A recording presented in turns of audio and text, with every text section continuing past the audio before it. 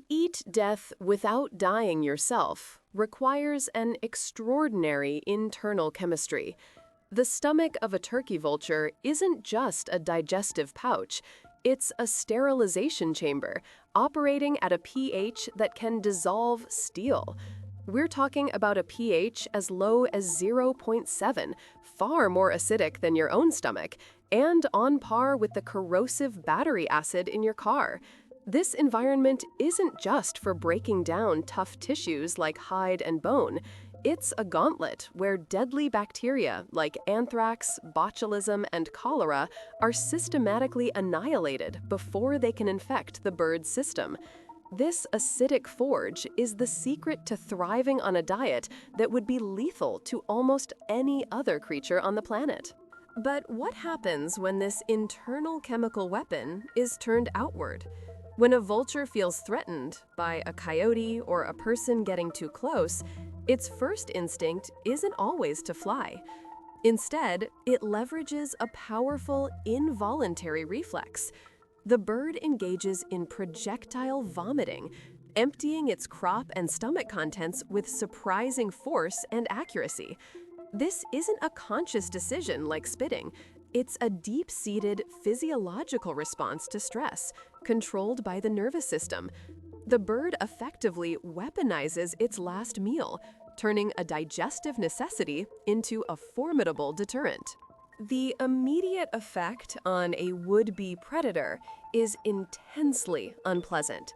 The smell of semi-digested carrion is nauseating, but the real danger is the acid itself.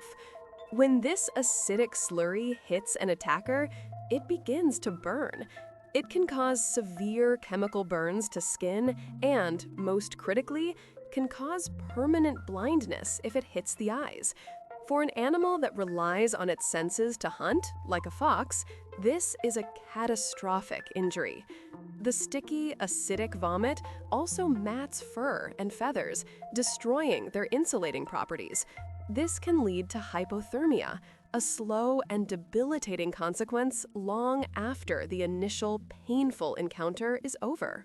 However, the projectile vomit serves a second, equally critical purpose that has nothing to do with defense and everything to do with physics. A vulture's prop, the muscular pouch near the throat, can hold over a kilogram of meat, a significant portion of its body weight. Trying to take off with that much extra ballast is slow and cumbersome, making the bird vulnerable.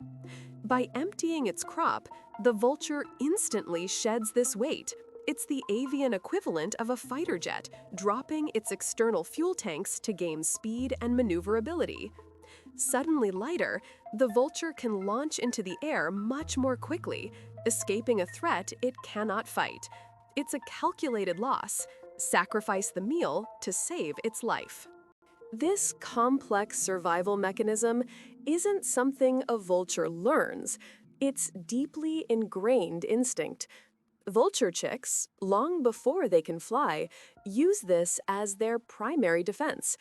When a predator like a raccoon or a snake approaches the nest, the flightless chick's only recourse is to vomit on the intruder. For a small predator, being coated in this foul, corrosive substance is often enough to make it abandon the hunt. This ensures that even the most vulnerable members of the species are equipped with a potent, built-in security system from the moment they hatch. And the acid is only half the story. The vomit is not a sterile liquid. It is a teeming broth of the very microbes the vulture's stomach is designed to destroy.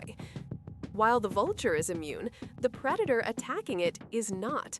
The vomit can introduce flesh-eating bacteria or the spores for diseases like botulism directly into an attacker's eyes, nose, or any small cut. So the defense is twofold: an immediate chemical burn, followed by the potential for a delayed but potent biological infection. It's a remarkably efficient system where the byproduct of a meal becomes a sophisticated, multi-layered weapon, perfectly evolved for a life spent at the intersection of life and decay. Monotony has grown fast. Nearly 2,700 people have watched in the last few weeks, yet less than 0.03% are subscribed. It would mean a lot if you joined by hitting subscribe. And again, thanks for watching.